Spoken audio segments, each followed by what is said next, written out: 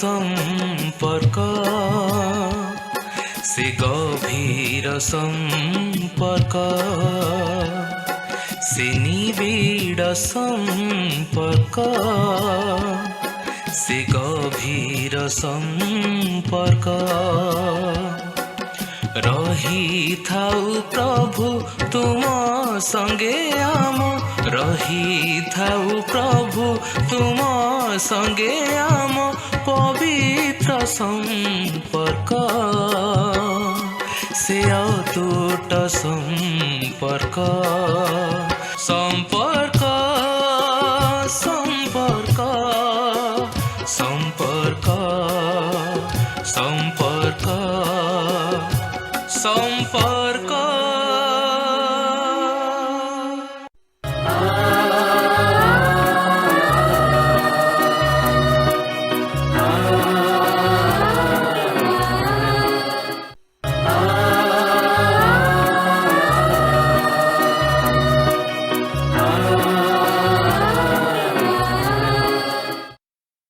नमस्कार प्रिय दर्शक बंधु, मु कल्याणी आपण मानक आम संपर्क डिजिटल मीडिया नेटवर्क अमर वार्ता कार्यक्रम को स्वागत करुछि।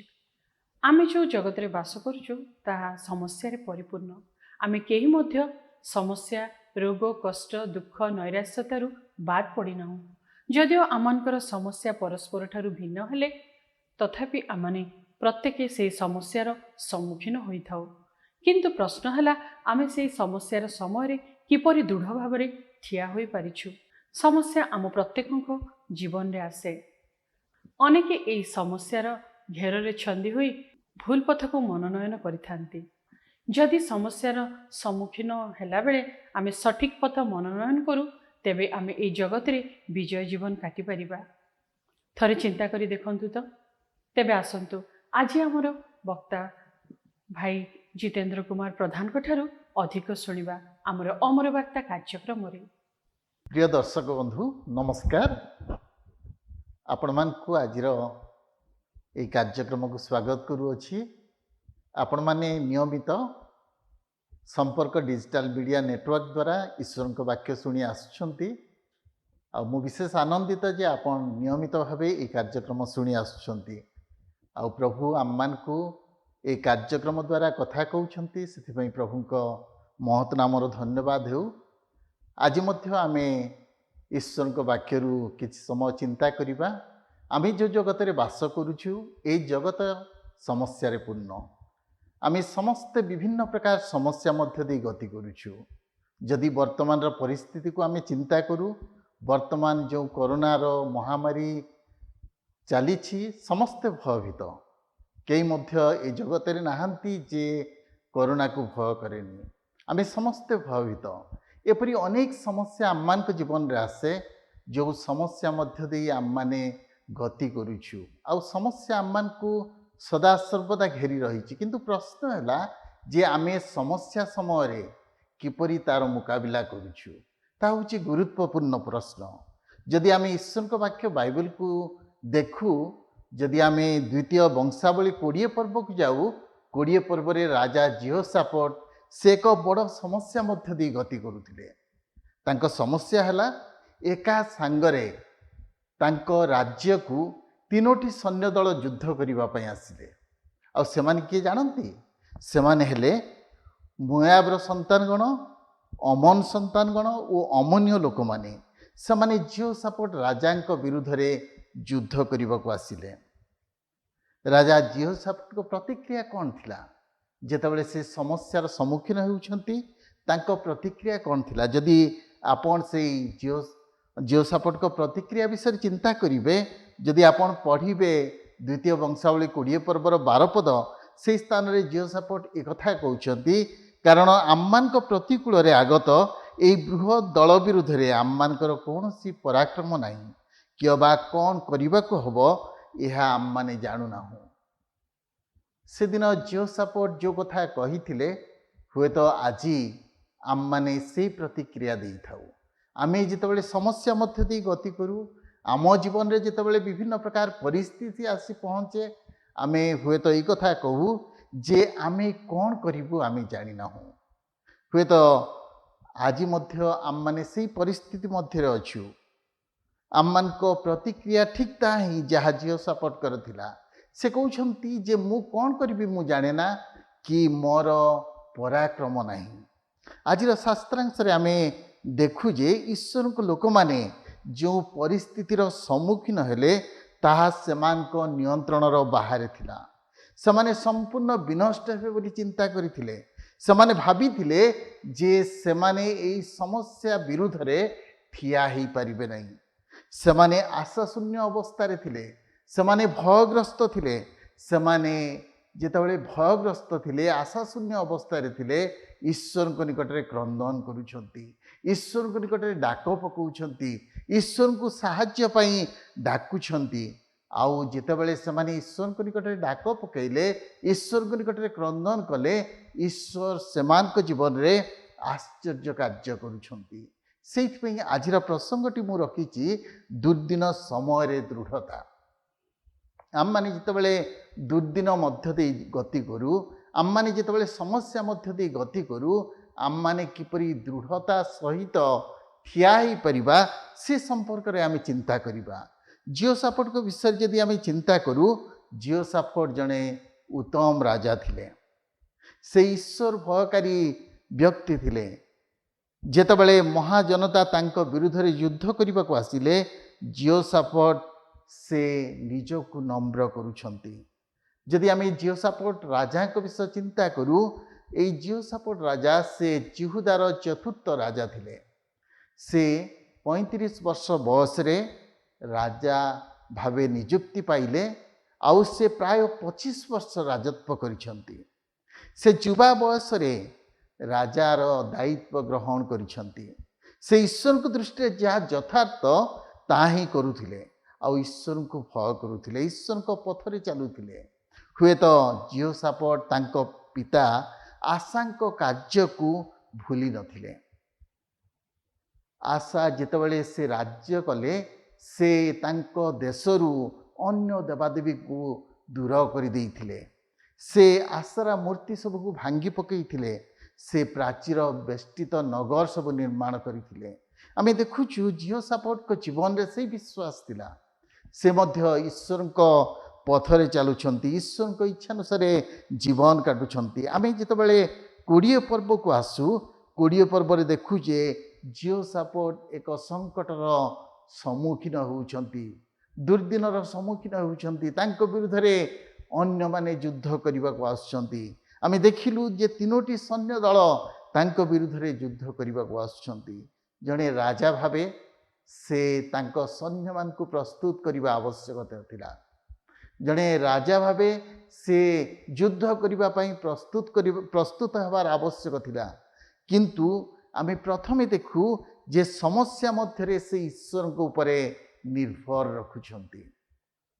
ତାଙ୍କ ଜୀବନର ସମସ୍ୟା ମଧ୍ୟରେ ସେ ଜାଗତିକ ସାହାଯ୍ୟ ଚାହୁଁନାହାନ୍ତି, କିନ୍ତୁ ସ୍ୱର୍ଗୀୟ ଈଶ୍ୱରଙ୍କ ଉପରେ ସେ ନିର୍ଭର ରଖୁଛନ୍ତି। କେତେକ ତର୍ଜମାରେ ଏହି ପ୍ରଥମ ପଦଟି ଏପରି ଆରମ୍ଭ ହୋଇଛି ଯେ ଏଥି ଉତ୍ତାରେ, ଏହି ଶବ୍ଦରୁ ଆରମ୍ଭ ହୋଇଛି। ଏଥି ଉତ୍ତାରେ କାହିଁକି ସେ କହିଲେ? ଏହା 2ଟି ବିଷୟକୁ ପ୍ରକାଶ କରେ। ପ୍ରଥମ ବିଷୟ ହେଲା ଜିଓସାଫଟ ଯେତେବେଳେ ସେ ରାଜା ହେଲେ, ଅଳ୍ପ କିଛି ଜଣ ଦୁଷ୍ଟ ରାଜାଙ୍କ ସହିତ ସେ ବନ୍ଧୁତା ସ୍ଥାପନ କରିଥିଲେ। ଆଉ ସେହି ସମୟରେ ସେ ସେମାନଙ୍କ ଠାରୁ ସେହି ସମ୍ପର୍କକୁ ଛିନ୍ନ କରୁଛନ୍ତି। ଦ୍ୱିତୀୟ ବିଷୟ ହେଲା ଯେ ବେର୍ସବା ଠାରୁ ଇଫ୍ରାଇମ୍ ପର୍ବତ ପର୍ଯ୍ୟନ୍ତ ସେ ଆତ୍ମିକ ଜାଗରଣ ଆଣିଥିଲେ, ଉଦ୍ଦୀପନା ଆଣିଥିଲେ। ଆଉ ସେଇଥିପାଇଁ ସେହି ସମୟରେ ଯେତେବେଳେ ସେ ସଙ୍କଟ ମଧ୍ୟ ଦେଇ ଯାଉଛନ୍ତି, ସମସ୍ୟା ମଧ୍ୟ ଦେଇ ଯାଉଛନ୍ତି, ସେହି ସମୟରେ ସେ ପ୍ରାର୍ଥନାର ଏକ ଦଳକୁ ସେ ପ୍ରସ୍ତୁତ କରିପାରିଥିଲେ। ଏଣୁ ଯେତେବେଳେ ସମସ୍ୟା ଆସି ପହଞ୍ଚିଲା, ତାଙ୍କ ସହିତ ଲୋକମାନେ ଥିଲେ ପ୍ରାର୍ଥନାରେ ତାଙ୍କ ସହିତ ଠିଆ ହେବା ପାଇଁ। ରାଜା ଜିଓସାଫଟ ସୈନ୍ୟ ଦଳକୁ ପ୍ରସ୍ତୁତ କରୁନାହାନ୍ତି, କିନ୍ତୁ ଏକ ପ୍ରାର୍ଥନା ଦଳକୁ ପ୍ରସ୍ତୁତ କରୁଛନ୍ତି। ଆମ ସମସ୍ୟା ମଧ୍ୟରେ, ଆମ ଦୁଃଖ ମଧ୍ୟରେ ଆମେ ପ୍ରଭୁଙ୍କ ଉପରେ ନିର୍ଭର ରଖିବା ଆବଶ୍ୟକ। ଆମେ ଯେଉଁ ପୃଥିବୀରେ ବାସ କରୁଛୁ, ଏହି ପୃଥିବୀରେ ସମସ୍ୟା ଆସିବ ନିଶ୍ଚିତ ଭାବେ, ଦୁଃଖ ଆସିବ, କଠିନ ପରିସ୍ଥିତି ମଧ୍ୟ ଦେଇ ଆମମାନେ ଯିବା। ଆମମାନଙ୍କ ଜୀବନରେ ଦୁଃଖ, ରୋଗ, ସମସ୍ୟା ଆସିବ। किंतु मने रखू जदि आमे प्रभुंक उपरे निर्भर रखू जदि प्रभुंक शरणापन्न हो प्रभु आम मान जीवन रे आश्चर्य कार्य करिवे। जदि आमे द्वितीय वंशावली 20 पर्वर 3 पद पढ़ू से लेखा अच्छी सदा प्रभुंकर अन्वेषण कले और सर्वत्र उपवास घोषणा कले। जियोसाफट आउ तांको राज्यर समस्ते से माने उपवास कले आउ प्रभुंकर अन्वेषण कले प्रभुंक आड़क दृष्टिपात कले। से माने समस्या मध्य समस्या को देखिले नहीं किंतु प्रभु को देखुछंती।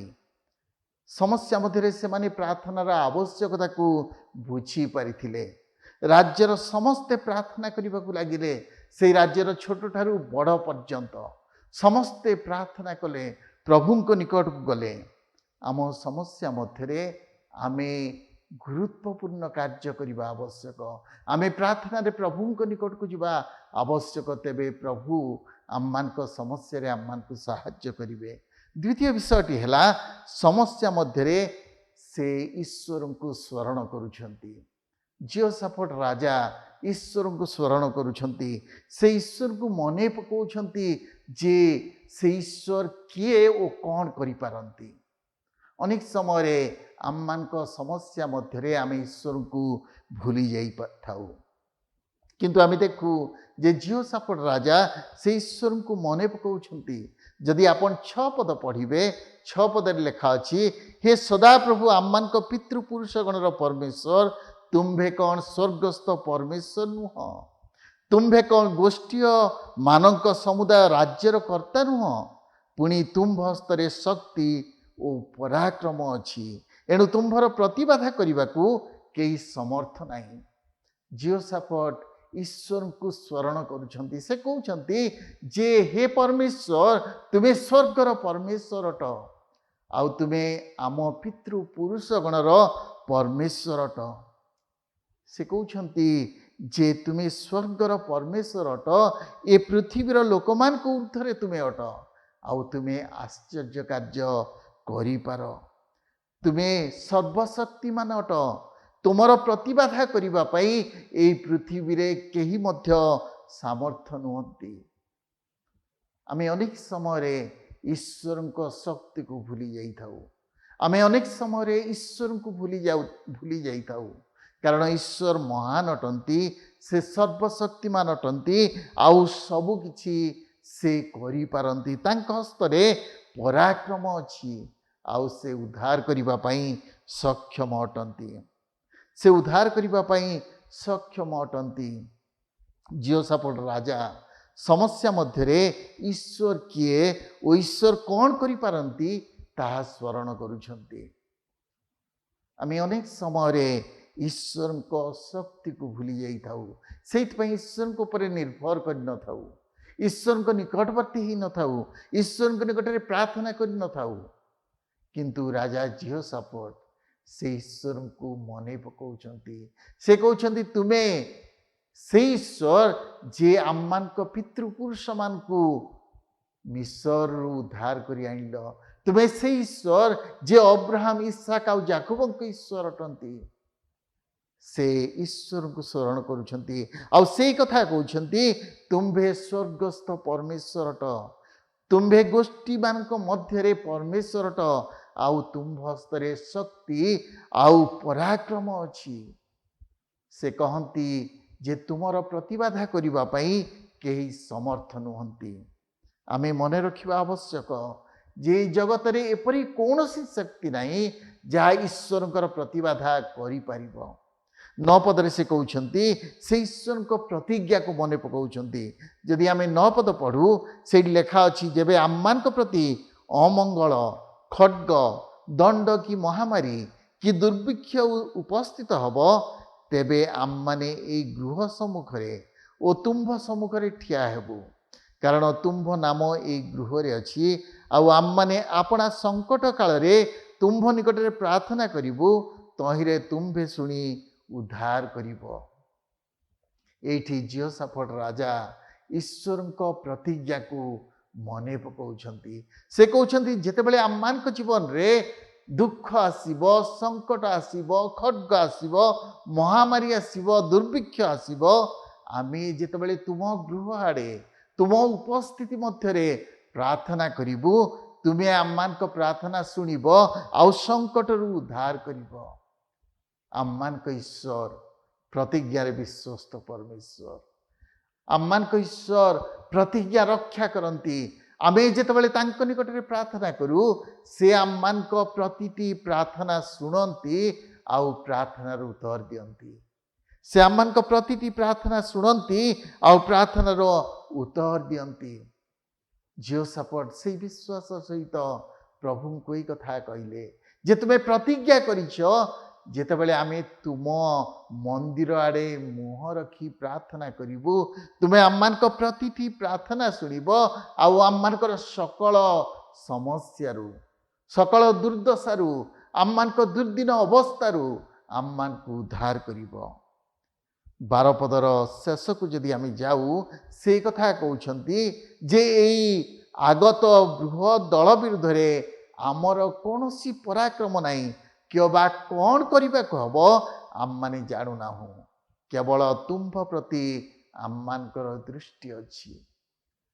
जियोसाफट राजा से प्रभु निकट में कथा स्वीकार करुछंती से निजको नम्र करुछंती प्रभु को कहते जे प्रभु मोर कौन पराक्रम नाई यही दल विरुद्ध युद्ध करने किंतु मु गोटे विषय जानी से गोटे विषय कौन ना से कहते मु एक कथा जानी जे मो दृष्टि केवल तुम आड़े अच्छी मु तुमको दृष्टिपात करुछि मु तुमको लक्ष्य रखी कारण मो साहाय्य केवल तुम ठारू आसी परिबो तुमे केवल मते साहाय्य करि परिबो।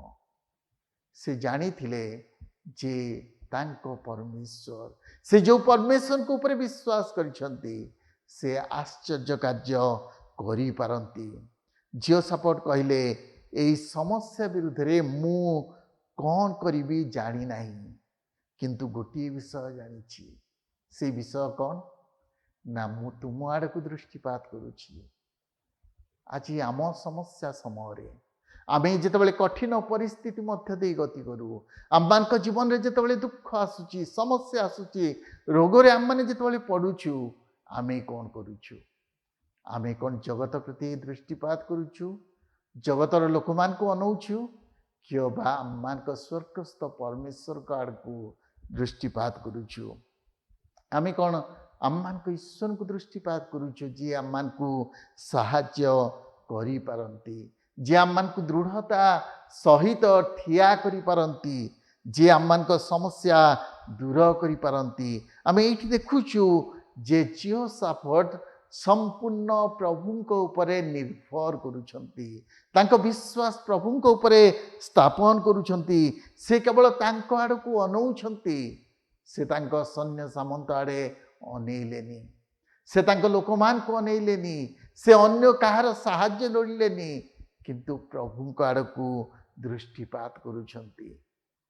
आम समस्या मध्यरे आमे काहाकू देखुछु कहा प्रति आम मान को दृष्टि रही आमे कहार साहाय्य लोड़ुछु अनेक समय आमे जितेबाला समस्या मध्य दे गति करू आम मान जीवन में जितेबाला दुख आसे आमे भांगी पड़ू निराश हो प्रभु को निंदा करू प्रभु को कहू जे प्रभु तुम्हें कौन मते देखुना तुम्हें कौन मो समस्या बुझी पारुना तुम्हें मते साहाय्य करुना किंतु आमे प्रभु को ऊपर संपूर्ण भरोसा स्थापन कर न थाऊ प्रभु को आड़ को दृष्टिपात कर न थाऊ आमे प्रभु को डाकी न थाऊ। मने पड़े से दिन शिष्य माने जितेबाला नौकार जीशु सहित यात्रा करुथिले जितेबाला झड़ आसला जितेबाला नौका बुड़ीबा को लगिला शिष्य माने चित्कार करी कथा कहले जे हे प्रभु आम माने मलु तुम्हें कौन आम प्रति चिंता करुना से माने प्रभु को निंदा करुछंती से माने प्रभु को प्रति दृष्टिपात करने परिवर्ते प्रभु को ऊपर निर्भर करने परिवर्ते प्रभु को निंदा करुछंती कहउछंती जे प्रभु तुम्हें कौन चिंता करुना अनेक समय आमे ताही करिथाउ आमे प्रभु को निंदा करू किंतु प्रभु को ऊपर निर्भर कर न थाऊ। आमे देखू जियोसाफट से प्रभु को ऊपर संपूर्ण निर्भर करुछंती से कहउछंती प्रभु मो दृष्टि केवल तुम आड़े अच्छी ମୁଁ ତୁମକୁ ଅନେଇଛି ପ୍ରଭୁ। ସମସ୍ୟା ମଧ୍ୟରେ ଆମେ ପ୍ରଥମେ ପ୍ରଭୁଙ୍କ ଉପରେ ନିର୍ଭର ରଖିବା ଆବଶ୍ୟକ। ଦ୍ୱିତୀୟରେ ଆମେ ଆମମାନଙ୍କ ପ୍ରଭୁଙ୍କୁ ସ୍ମରଣ କରିବା ଆବଶ୍ୟକ ଯେ ସେ ସର୍ବଶକ୍ତିମାନ ଅଟନ୍ତି, ସେ ସବୁକିଛି କରିପାରନ୍ତି। ତୃତୀୟରେ ଆମେ ଦେଖୁ ଯେ ଆମ ସମସ୍ୟାର ମଧ୍ୟରେ ଈଶ୍ୱରଙ୍କର ପ୍ରତ୍ୟୁତ୍ତର କ'ଣ।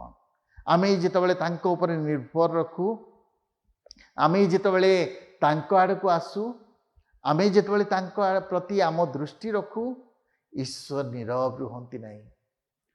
ଈଶ୍ୱର କହନ୍ତି ନାହିଁ ଯେ ଏଇ ସମସ୍ୟା ତୁମର, ତୁମେ ସମାଧାନ କର। କିନ୍ତୁ ଈଶ୍ୱର ସେ ଆଶ୍ଚର୍ଯ୍ୟ ଭାବେ ଆମ ଜୀବନରେ କାର୍ଯ୍ୟ କରନ୍ତି। ସେ ଆମମାନଙ୍କୁ ଏଇ କଥା କହନ୍ତି ଯେ ଭୟ କର ନାହିଁ କି ନିରାଶ ହୁଅ ନାହିଁ, କାରଣ ସଦାପ୍ରଭୁ ତୁମମାନଙ୍କ ସହବର୍ତ୍ତୀ। ଆମମାନଙ୍କ ସମସ୍ୟା ମଧ୍ୟରେ ଆମମାନଙ୍କ ପରମେଶ୍ୱର ଆମମାନଙ୍କ ସହବର୍ତ୍ତୀ ଅଟନ୍ତି। ସେ ଆମମାନଙ୍କ ନିକଟବର୍ତ୍ତୀ ପରମେଶ୍ୱର ଅଟନ୍ତି। ସେ ଆମମାନଙ୍କ ସମସ୍ୟା ସମୟରେ ଆମଠାରୁ ଦୂରକୁ ଯାଆନ୍ତି ନାହିଁ, ସେ ଆମମାନଙ୍କ ନିକଟରେ ରୁହନ୍ତି। ସେ କୁହନ୍ତି ତୁମେ ଭୟ କର ନାହିଁ କି ନିରାଶ ହୁଅ ନାହିଁ। ଆମେ ଅନେକ ସମୟରେ ନିରାଶ ହଉ, ଭୟଗ୍ରସ୍ତ ହଉ, ଭାଙ୍ଗି ପଡ଼ୁ, କିନ୍ତୁ ପ୍ରଭୁ ଆମମାନଙ୍କୁ ଏହି ସାନ୍ତ୍ୱନାର ବାଣୀ ଦିଅନ୍ତି ଯେ ଭୟ କର ନାହିଁ କି ନିରାଶ ହୁଅ ନାହିଁ, କାରଣ ଆମ୍ଭେ ତୁମ ସହବର୍ତ୍ତୀ। ସେ କହନ୍ତି ମୁଁ ତୁମ ସହିତ ଅଛି, ତୁମ ସମସ୍ୟା ମଧ୍ୟରେ ମୁଁ ତୁମ ସହିତ ଅଛି। ଆମ ଦୁଃଖ ସମୟରେ ସେ ଆମ ସହିତ ଅଛନ୍ତି। ସମସ୍ୟା ମଧ୍ୟରେ ପ୍ରଭୁ ଆମମାନଙ୍କ ସହବର୍ତ୍ତୀ ଅଟନ୍ତି। ସେଇଥିପାଇଁ ସେ କହନ୍ତି ଭୟ କର ନାହିଁ କି ନିରାଶ ହୁଅ ନାହିଁ। ଭୟ କର ନାହିଁ ଏହି ଶବ୍ଦ ବାଇବେଲରେ ପ୍ରାୟ 366 ଥର କୁହାଯାଇଛି। ପ୍ରଭୁ ଆମମାନଙ୍କୁ ପ୍ରତିଦିନ ଏଇ କଥା କହନ୍ତି ଯେ ଭୟ କର ନାହିଁ। ସେ ଆମମାନଙ୍କ ସହିତ ଅଛନ୍ତି।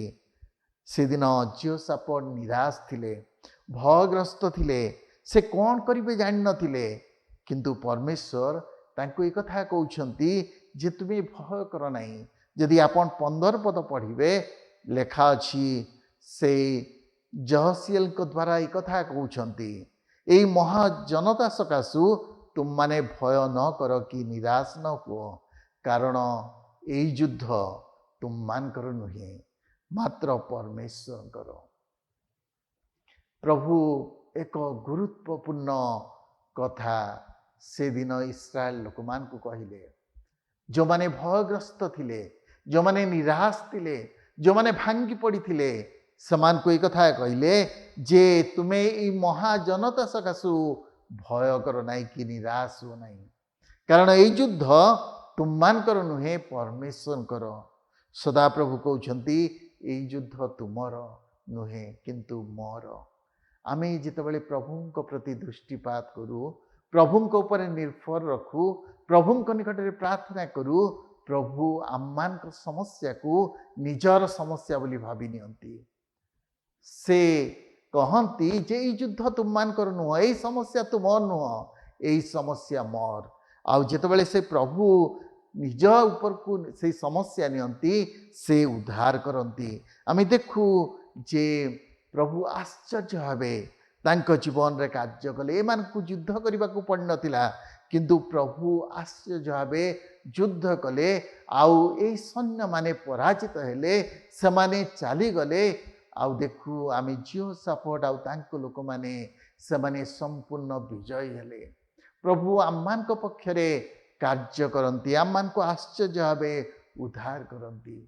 କେତେବେଳେ ଉଦ୍ଧାର କରନ୍ତି ନା ଯେତେବେଳେ ଆମେ ତାଙ୍କ ଉପରେ ନିର୍ଭର ରଖୁ, ଯେତେବେଳେ ଆମେ ତାଙ୍କ ନିକଟକୁ ଆସୁ, ଯେତେବେଳେ ତାଙ୍କଠାରେ ଭରସା ସ୍ଥାପନ କରୁ, ତାଙ୍କୁ କହୁ ଯେ ପ୍ରଭୁ ଆମମାନଙ୍କ ଦୃଷ୍ଟି କେବଳ ତୁମ ପ୍ରତି ଅଛି।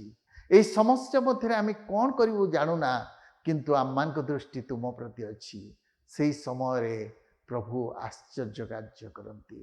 ପ୍ରଭୁ ଆପଣଙ୍କ ସମସ୍ୟାରୁ ଆପଣଙ୍କୁ ଉଦ୍ଧାର କରିବେ, ଆପଣଙ୍କ ଦୁଃଖରୁ ଆପଣଙ୍କୁ ଉଦ୍ଧାର କରିବେ, ଆପଣଙ୍କୁ ଉଦ୍ଧାର କରି ଏକ ନୂତନ ଭାବେ ବ୍ୟବହାର କରିବେ ଯଦି ଆପଣ ତାଙ୍କ ଉପରେ ନିର୍ଭର ରଖନ୍ତି। ପ୍ରଭୁ ଆମ ପ୍ରତ୍ୟେକଙ୍କୁ ଏହି ଅଳ୍ପ ଚିନ୍ତା ଉପରେ ଆଶୀର୍ବାଦ କରନ୍ତୁ ଏବଂ ତାଙ୍କ ଉପରେ ନିର୍ଭର ରଖି ଜୀବନ ଯାପନ କରିବା ପାଇଁ ସାହାଯ୍ୟ କରନ୍ତୁ। ଆମେନ୍। ପ୍ରଭୁ ଆମମାନଙ୍କୁ ଉଦ୍ଧାର କରିବାକୁ ଚାହାନ୍ତି। ତେବେ ଆସନ୍ତୁ ପ୍ରଭୁଙ୍କ ନିକଟବର୍ତ୍ତୀ ହେବା, ତାଙ୍କ ନିକଟରେ ନିଜ ନିଜକୁ ସମର୍ପଣ କରିବା। ଆମେ ପ୍ରାର୍ଥନାରେ ପ୍ରଭୁଙ୍କ ନିକଟକୁ ଯିବା। ଦୟାଳୁ ସ୍ୱର୍ଗସ୍ଥ ପିତା, ଆମେ ତୁମର ଧନ୍ୟବାଦ କରୁଅଛୁ, କାରଣ ତୁମେ ଆମମାନଙ୍କ ସହବର୍ତ୍ତୀ ପରମେଶ୍ୱର। ଆମମାନଙ୍କ ସଙ୍କଟ ସମୟରେ ଆମମାନଙ୍କୁ ଉଦ୍ଧାର କରିବା ପାଇଁ ତୁମେ ଯେ ସମର୍ଥ, ସେଥିପାଇଁ ଆମେ ତୁମର ଧନ୍ୟବାଦ କରୁଅଛୁ। ପ୍ରଭୁ, ତୁମ ଉପରେ ନିର୍ଭର କରିବା ପାଇଁ ତୁମେ ଆମମାନଙ୍କୁ କଥା କହିଥିବାରୁ ଆମେ ତୁମର ଧନ୍ୟବାଦ କରୁଅଛୁ। ପ୍ରଭୁ, ଆମମାନଙ୍କ କଠିନ ପରିସ୍ଥିତି ମଧ୍ୟରେ ଆମେ ଯେପରି ତୁମ ଆଡ଼କୁ ଦୃଷ୍ଟିପାତ କରିବୁ, ତୁମ ଉପରେ ନିର୍ଭର ରଖିବୁ, ତୁମଠାରୁ ସାହାଯ୍ୟ ପାଇବୁ, ସେହି ଅନୁଗ୍ରହ ତୁମେ ଆମମାନଙ୍କୁ ଦାନ କର ବୋଲି ପ୍ରାର୍ଥନା କରୁଛୁ। ପ୍ରଭୁ, ସବୁ ପ୍ରକାର ଅମଙ୍ଗଳରୁ ତୁମେ ଆମମାନଙ୍କୁ ରକ୍ଷା କର। ଆମମାନଙ୍କ କଠିନ ପରିସ୍ଥିତିରେ ତୁମେ ଆମମାନଙ୍କ ନିକଟବର୍ତ୍ତୀ ପରମେଶ୍ୱର ହୁଅ। ତୁମେ ଆମମାନଙ୍କ ପ୍ରତିଟି ପ୍ରାର୍ଥନା ଶୁଣିଲ। ଧନ୍ୟବାଦ ଦେଇ ପ୍ରାର୍ଥନା ପ୍ରିୟ ଯୀଶୁଙ୍କ ନାମରେ ମାଗିଲୁ। ଆମେନ୍। ଆସନ୍ତୁ ପ୍ରଭୁଙ୍କ ଆଶୀର୍ବାଦ ନେବା। ଏତେବେଳେ ପିତା ଈଶ୍ୱରଙ୍କ ପ୍ରେମ, ପୁତ୍ର ପ୍ରଭୁ ଯୀଶୁ ଖ୍ରୀଷ୍ଟଙ୍କ ଅନୁଗ୍ରହ, ପବିତ୍ର ଆତ୍ମାଙ୍କ ସାହାଯ୍ୟ, ଚେତନା, ଚାଳନା ଏବେ ପୁଣି ସଦାକାଳ ଆମ ପ୍ରତ୍ୟେକଙ୍କ ସହିତ ହେଉନ୍ତୁ। ଆମେନ୍। ଦର୍ଶକ ବନ୍ଧୁ, ଆଜିର ପ୍ରଚାରିତ ବାକ୍ୟ ଆପଣମାନେ ଶୁଣିଛନ୍ତି ଆଉ ଉପକୃତ ମଧ୍ୟ ହୋଇଛନ୍ତି, ଏହା ଆମେ ବିଶ୍ୱାସ କରୁଛୁ। ଯଦି ଆପଣମାନଙ୍କର କିଛି ବୁଝିବାର ବିଷୟ ଥାଏ କିମ୍ବା ପ୍ରଶ୍ନ ଥାଏ, ତେବେ ତଳେ ଦିଆଯାଇଥିବା ଠିକଣାରେ ଆମ ସହିତ ଯୋଗାଯୋଗ କରିବାକୁ ଭୁଲିବେ ନାହିଁ। ତେବେ ଆଜି ତ ସମୟ ହୋଇଗଲାଣି। ଆଜି ଆମମାନଙ୍କୁ ବିଦାୟ ଦିଅନ୍ତୁ। ରହିଲି, ନମସ୍କାର।